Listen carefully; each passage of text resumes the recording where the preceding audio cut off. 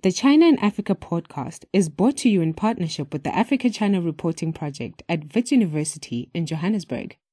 The ACRP promotes balanced, considered reporting on Africa-China relations through innovative training programs held throughout the year. More information at africachinareporting.co.za.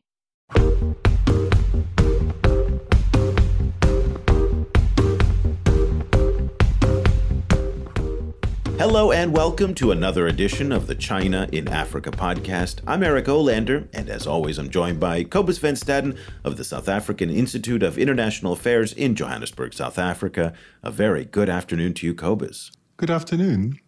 Cobus, February 17th this year marked World Pangolin Day. Now, normally that's not a day that would actually attract much attention from the likes of you and I, who, although we like pangolins, it doesn't really necessarily register on our radar in terms of being a prominent story.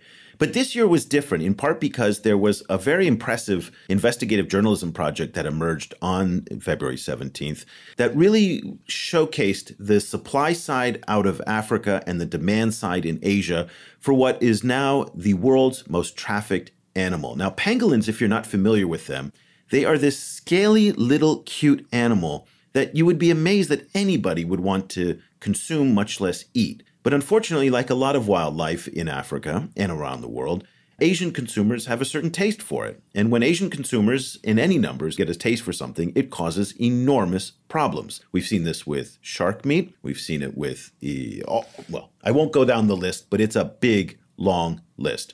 And at the same time now, we're looking at really, can the pangolin survive in midst of huge demand from Asian consumers, particularly from China. So this investigation was sponsored in part by the Africa-China Reporting Project, which, as you heard at the top of the show, is a supporter of our program, and also in partnership with HK01, which is a new digital news outlet founded 2 years ago in Hong Kong, and Anu Nkeze Paul, who's an environmental journalist at Green Echoes in Cameroon. So, Cobus, when we think about the pangolin and we think about the trend of where it's going in terms of the Asian consumption of it, and the fact that so many African animals suffer when there is such demand coming from Asia, what do you think we can do about it? Well, this becomes the million-dollar question. What makes it a more difficult situation is that pangolins are targeted for meat, but also specifically for their scales. So they are covered head to toe in these big brown scales. And they look a little bit like artichokes come to life, basically. And so those scales also are seen as having medicinal value in parts of Asia. So similar to rhino horn, the consumption of pangolin isn't just simply luxury, kind of gastronomic consumption. It's also to do with people's panics about their health. And, so it's a kind of a double whammy, similar to rhino horn, in the sense that once there is a perception that a certain kind of animal product can help people with, with health concerns, then that animal has a target on its back. And so it then becomes a big issue in trying to save it, in which, in the African case, you then immediately start dealing with African governance and the kind of dysfunction of African systems. So as I mentioned, there's this innovative new report that came out, Pangolin Poaching in Africa and Trafficking to Asia, a cross-border investigation.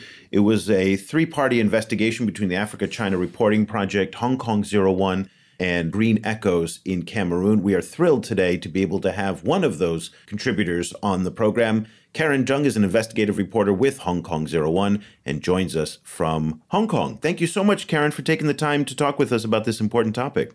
Thank you, Eric. Thank you, Cobus. So tell us what is new that your reporting found. We've been talking about pangolin and animal trafficking for quite some time, actually, between Africa and Asia. But what did your reporting and investigation actually find that was new, particularly on the supply side in Asia? Right. Actually, we also see a lot of seizures in both mainland China and also Hong Kong and rest of Southeast Asia in the past, I would say, 10 years. And however, the reports are mostly about the amount of seizures and the increasing amount first in Southeast Asia, like in Indonesia and also Malaysia and also Vietnam. But now, in the past few years, we can see a lot of large seizures from African countries, especially in Hong Kong. So I think what was missing is, like, as you mentioned, the supply and demand, and also the smuggling route. So the reports are mostly to review what happened. So in the supply side, as Cobus mentioned, actually the pangolins are not just used for the meat. In Southeast Asia, especially in China, there's a large market for the medicinal use, because people think the Chinese traditional medicine thinks that it's good for the blood flowing and also good for the flow of a woman's breast flow. And although the government actually put a lot of strengthen the law enforcement, but there is a large gray market. So I went to the mainland China, in southern China, Guangdong province, to do some underground investigations and found that actually there are still a lot of Chinese medicine shops selling illegal scales. So you can actually very easily get those scales. And online, you can actually get scales just like by ordering online using like Taobao.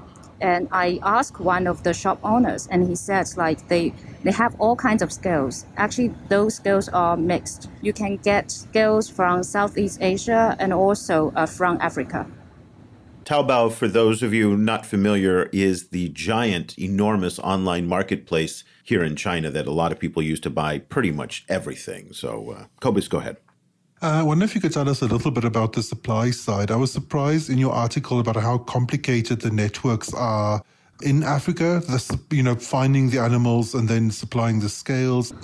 Yeah, sure.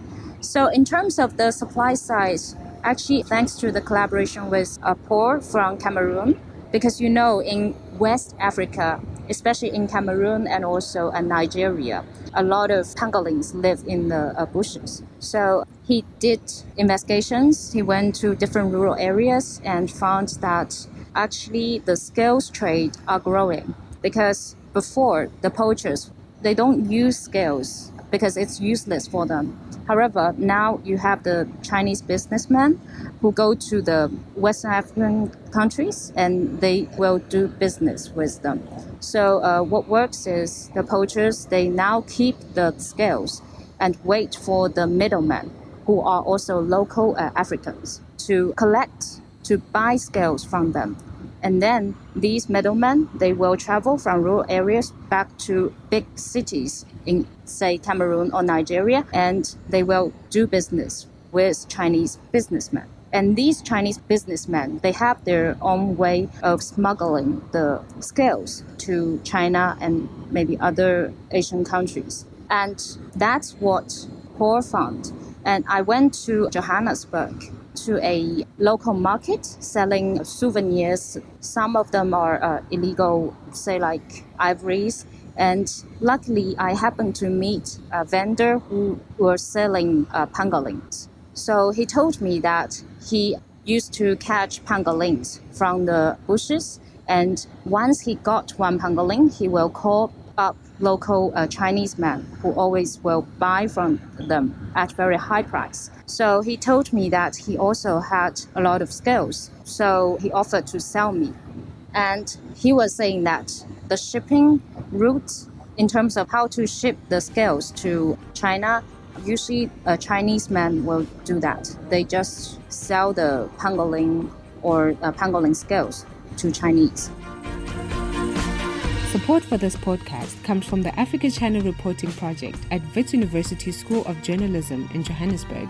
The ACRP provides reporting grants, workshops, and other professional development opportunities for both African and Chinese journalists.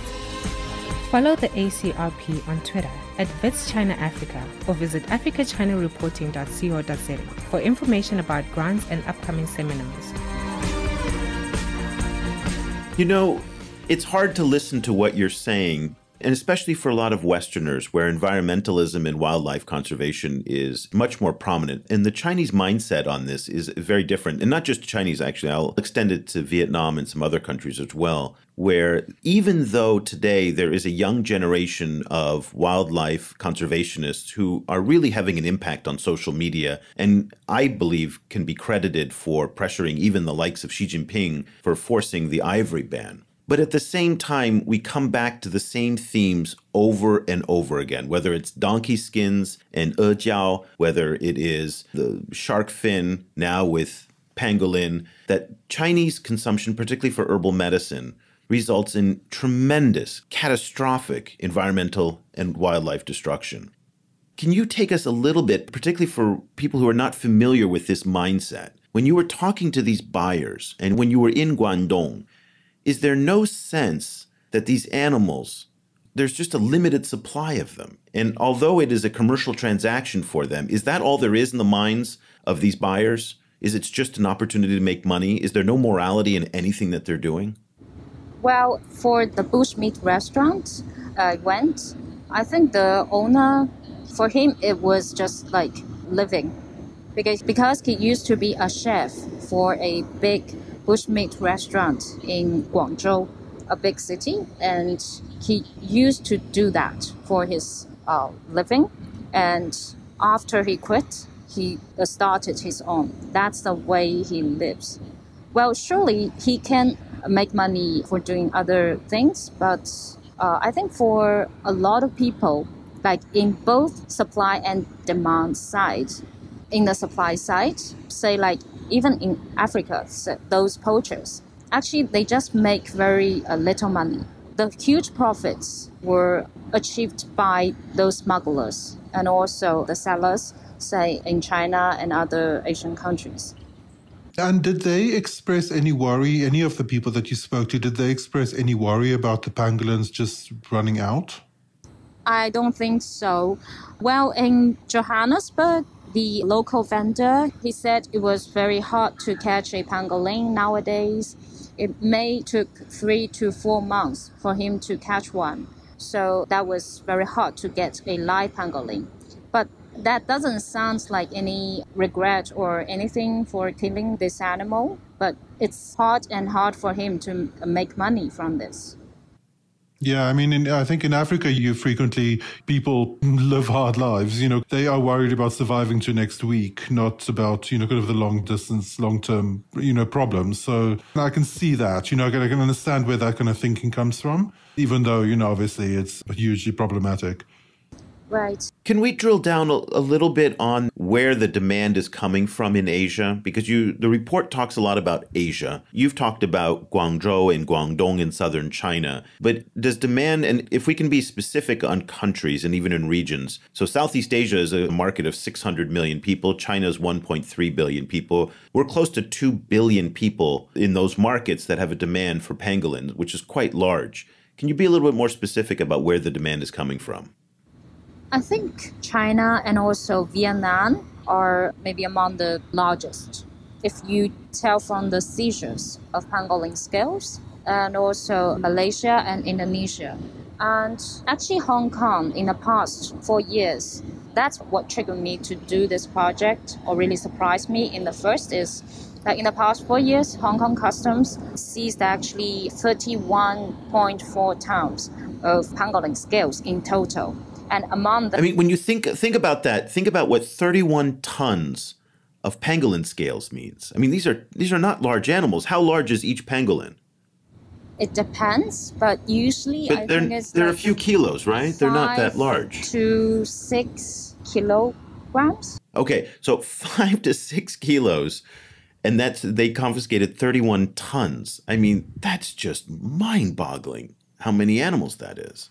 I think that's at least around 50,000. Wow. Yeah. It's remarkable. Actually, among these 31.4 tons, 30 tons are from African countries.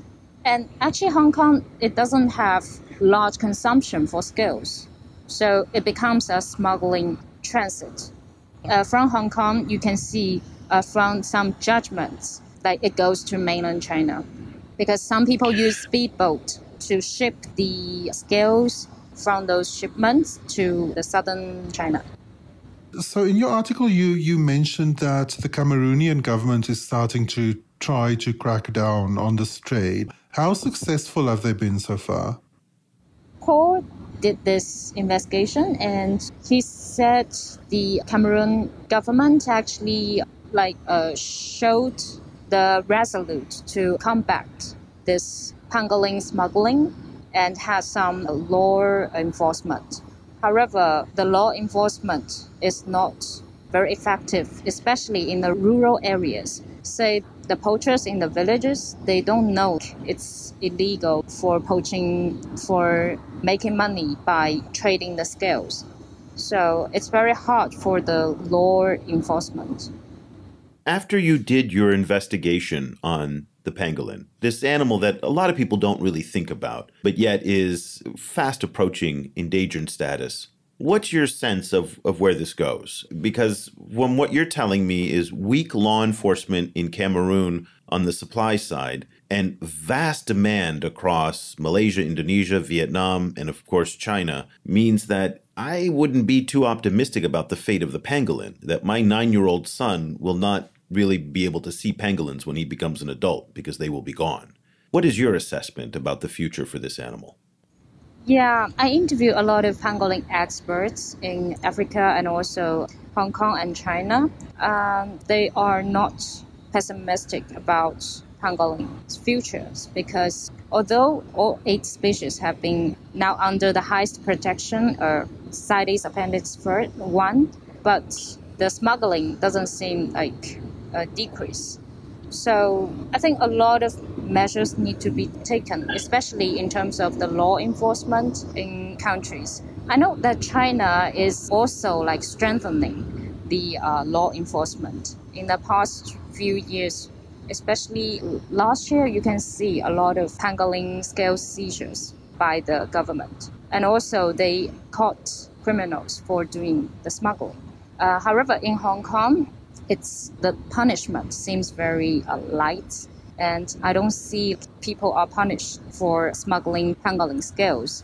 Like the highest penalty for smuggling pangolin scales in the past 4 years is just around 10,000 Hong Kong dollars penalty or 15 months in prison.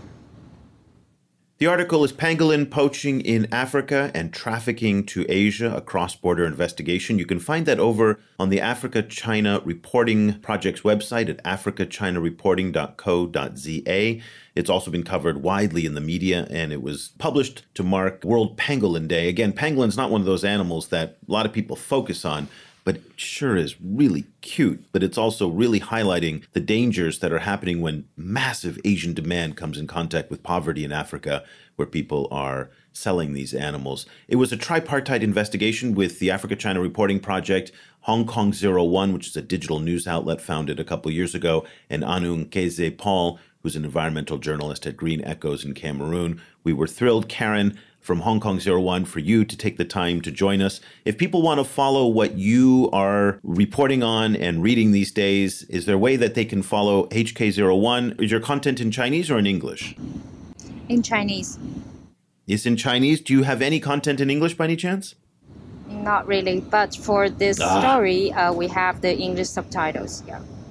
They have English subtitles, and there are 5 stories on this, including videos, which you should not miss. We will post links to all 5 of the stories that Karen and Paul produced. It's really amazing collaboration, and this is really why the Africa-China Reporting Project at Wits University exists, is to bring together journalists like Karen and Paul.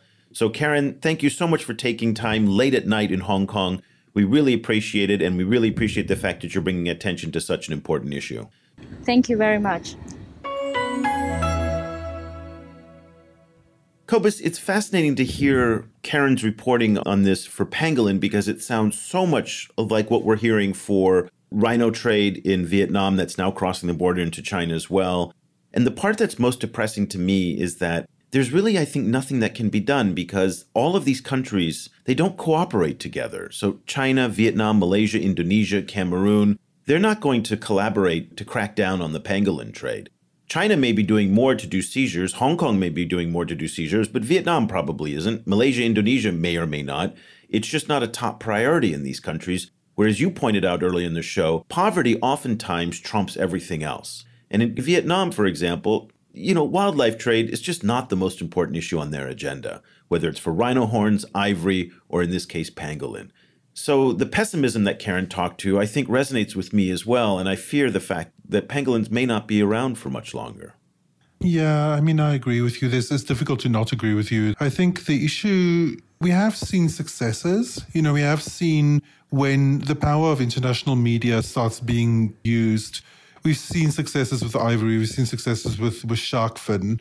So it's not impossible. It just takes a lot of work. I think Africa But hold on, Cobus. The difference between those successes is because China did something about it. China banned shark fin and China banned ivory. And that was one country that has an authoritarian government that can actually implement a policy change very effectively when it chooses to. But when we're talking about transborder, multinational types of issues, I don't know if we have the same successes. Yeah, you're right. And, the missing player here is Africa. Africa needs to be a lot more proactive about these things. But of course, Africa has its own preoccupations, including massive, pervasive poverty being the main one. So there is some popular pushback in Africa when these measures get a lot of attention, when there is this natural question being asked, like, why is so much energy being put into saving animals when no one seems to care about what happens to the people, which is a legitimate thing to ask. At the same time, I have to say, I frequently get this vertigo panic attack feeling when I see how quickly these species are disappearing. When you look as a whole and you suddenly realize, within a little fraction of my life, these animals will be gone.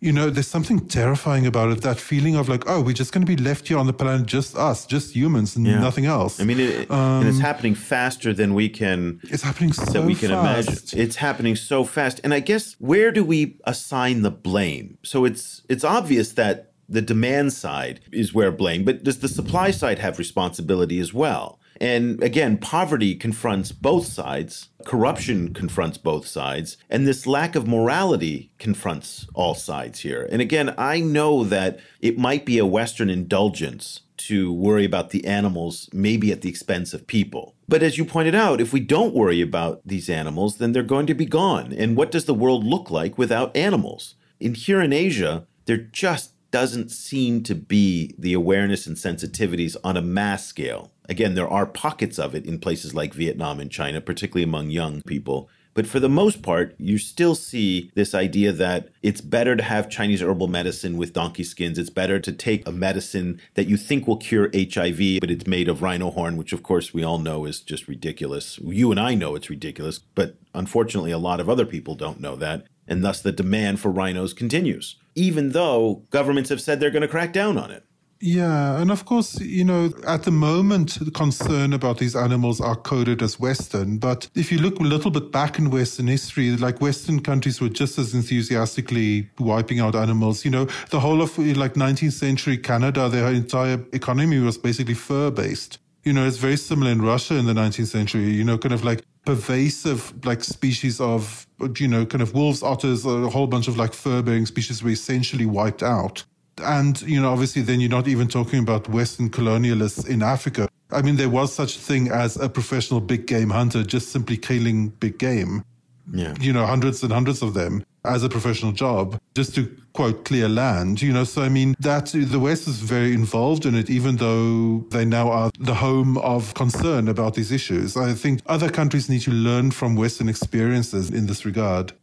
It's a fair point. And I just want to be clear, too, that my concern is not necessarily a stereotypical Western concern for environmental issues at the expense of people, but it is something that is shocking to me, as you pointed out, that the animal population in so many instances is falling in part because of surging demand in many parts of Asia. So it's a depressing issue, but at the same time, we are so grateful for the Africa-China Reporting Project to bring together Hong Kong 01 and Green Echoes in Cameroon to report on this subject, to bring it to life so that people actually know about it, because nothing can be done if people don't know about what's happening, particularly with pangolins. And pangolins are not like elephants or rhinos that get a lot of attention. They're these kind of scaly animals. They're cute as all get out. Trust me, go look on Google for what a pangolin looks like. And they're really super cute, but it sounds like they're up against some really daunting odds for their survival.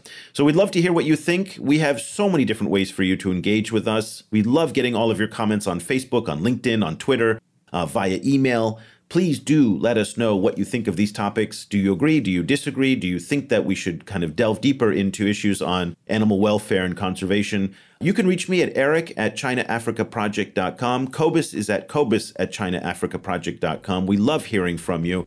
And of course, if you want to follow us, you can go onto our website at chinaafricaproject.com and you'll find all of the links to our social media platforms. We'll be back again next week with another edition of the China in Africa podcast. Thank you so much for listening. The discussion continues online. Head over to facebook.com/ChinaAfricaProject to share your thoughts on today's show. The guys are also on Twitter, where you can find Cobus @Stadinsky or Eric @eOlander. And be sure to sign up for the weekly China in Africa email newsletter by going to www.chinaafricaproject.com.